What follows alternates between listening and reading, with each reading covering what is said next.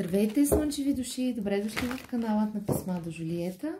Благодаря ви за това, че сте част от моя свят и го правите по-вълшебен и добър. Надявам се и аз да допринасям със същото за вас.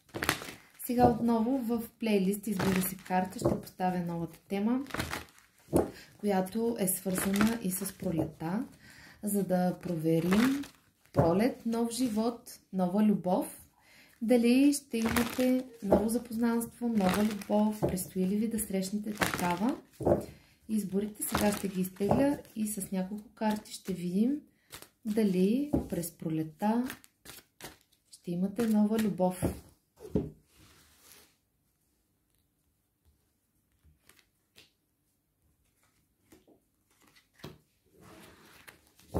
Колодата е номер 4, Гилдът Роял Таро. Ето сега ви представям изборите. Нека да ги видите добре. Отляво надясно. 1, 2, 3.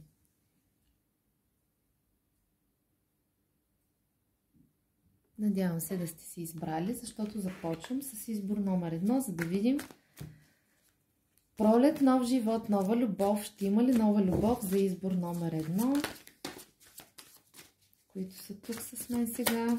Нека да видим какво ще кажат картите по този въпрос.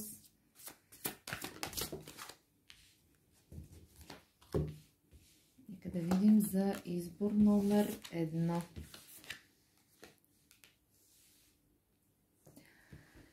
Прекрасна енергия, мили мои, избор номер 1, които сте избрали. Защо? Защото първо започвам с осмица на жезлите, бързата енергия, бързите действия, планове, цели. Това, което искате, ще се случи през пролета. Ново запознанство, комуникация, въобще една сексуална енергия, едни искри ще хвърчат около вас.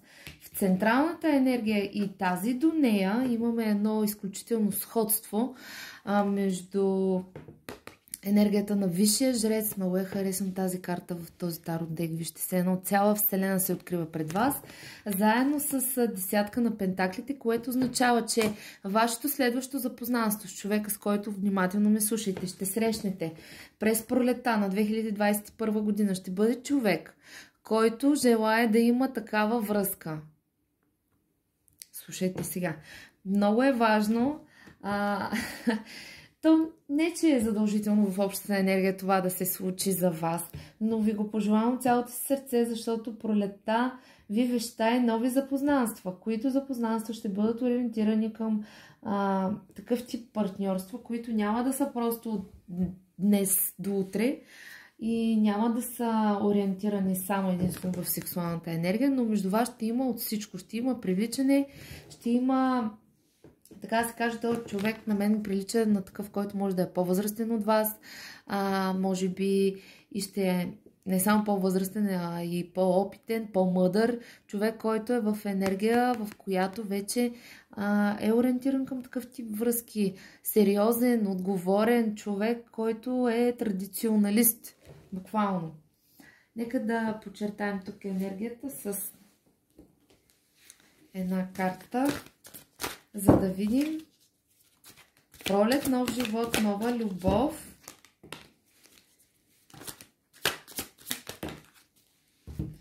Три паднаха, но ще ги прочета. Така, те на сорци има притеснение от ваша страна. Има нещо, което наистина може би дълго време сте били необвързани. Не знам точно какъв е вашия казус, но енергията не мога да се фокусирам върху тая карта, защото другите са достатъчно позитивни, за да веднага да премина към тях. Най-вероятно запознанството, освен онлайн, може да съществува и като такова на обществено място, приятели, купон, нещо такова на социално събитие някакво, да срещнете този човек. Определено радостни моменти пролета ще ви донесе в любовта, ново запознанство, щастие, баланс, хармония и всичко, от което сте се нуждаели в една връзка, ще бъде на лице през пролета. Така че без притеснения, мили мои, при вас нещата са наред. трябва да се успокоите, забавлявайте се, отпуснете се, посрещнете новия живот и новата пролет през 2021 година с надежда в сърцето, че всичко ще се подреди, всичко ще се балансира и всичко ще бъде наред. Това е много хубава енергия като за старт. Благодаря на избор номер 1, че бяха с мен. Сега ще преминем към 2, дано и тяхната енергия да е така позитивна, за да видим при вас какво ще кажат картите. Пролет, нов живот, нова любов. Ще има ли за избор 2?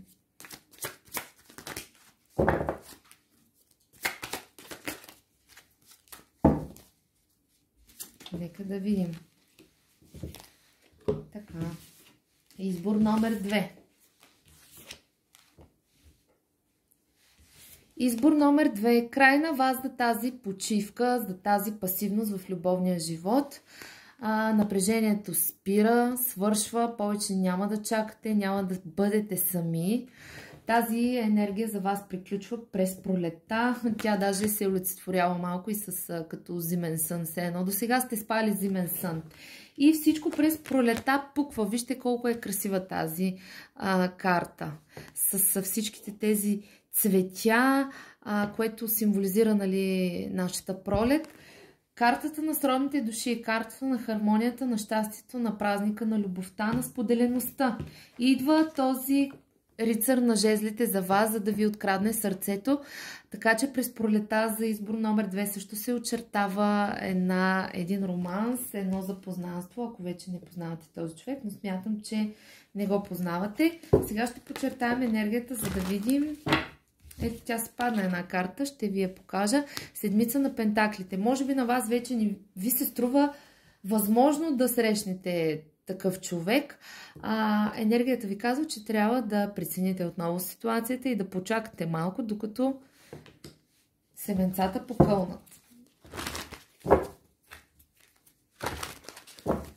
Нека да видим с още една карта за избор 2. Пролет, нов живот. Нова любов. Ето вижте, дори вие сте в една енергия. Смятам, че голяма част от хората дори може да отговарят на тази стихия, защото имаме сродната душа. Не е изключено някой от вас да наистина да срещнат сродната си душа, защото имаме кралица на жезлите, рицар на жезлите и тук имаме в средата четворка жезли, което означава, че вие буквално ще сте един за друг. Едно огромно да за избор номер 2. Радвам се, че този период за вас приключва и че най-накрая ще се събудите от зимния си сън, посрещайки новата любов в живота си. Това е енергията. Благодаря ви, че бяхте с мен и завършвам с избор номер 3. За да видим на вас пролета, ще ви донесе ли нова любов.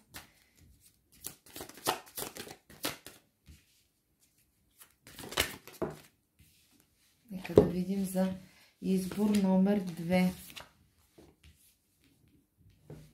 Много съм щастлива от този факт, че виждам такива енергии, такива карти. Явно темата си носи своя позитивизъм.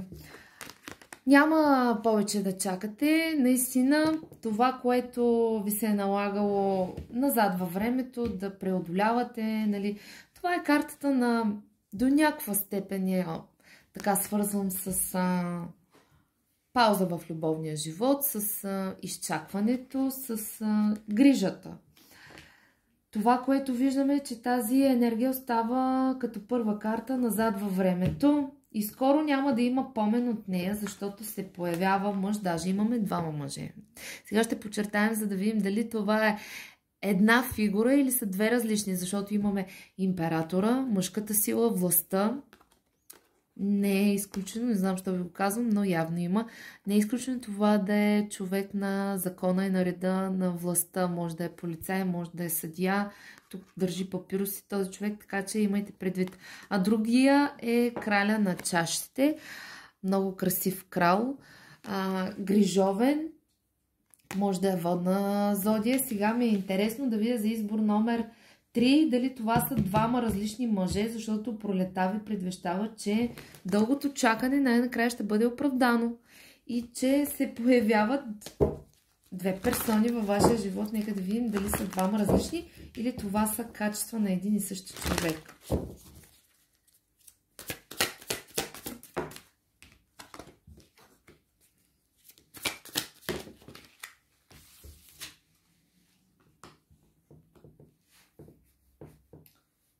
Така, аз това, което усещам вътрешно, да, появява се това оттекчение от ваша страна, това дълго чакане, тази апатия, тази скука буквално в любовния ви живот. Виждате ли недоволното лице на тази жена? Предложението ще бъде отправено към вас. Дали ще го приемете обаче е друг въпрос, защото виждаме, че пак сте в една отбранителна позиция и може би няма така лесно да допуснете човек до себе си. Това зависи вече и от ваши минали преживявания. Нека да видим с една карта. За мен това са двама различни мъже. Така го усещам. Нека да видим с една финална карта за избор номер 3. Пролет, нов живот, нова любов.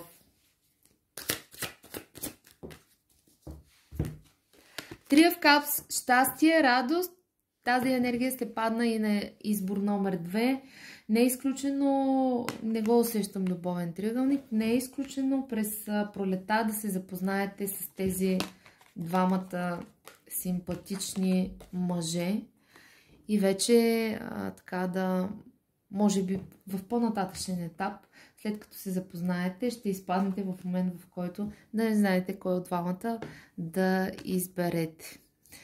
Но така или иначе се очертават интересни моменти за вас през пролетта, очертават се запознанства, щастливи мигове. Може тези запознанства да бъдат организирани от ваши приятели, може да срещнете в някакъв социален кръг тези хора, така че не унивайте, не бъдете тъжни, не бъдете недоволни от себе си, от любовния си живот. Допускайте хората до себе си, не ги дръжте прекалено далеч. Никакви усилия няма да ви трябват на вас, просто се забавлявайте, може би точно там се крие вашият избраник. Така или иначе, запознанство с нови хора ви предстои. Вече дали ще се ориентират нещата към нещо по-сериозно, пожелавам ви го. Ще чакам да ми пишете и ако имате необходимост, може да направим един личен прочит на вашата енергия, за да разберем нещо повече като информация. Това беше и избор номер 3 за тази хубава, позитивна тема, която се разиграва в картите Таро. Нека да им благодарим за хубавите послания, които ни донесоха. И аз ви благодаря, че бяхте с мен и до скоро, ваша Жулиет.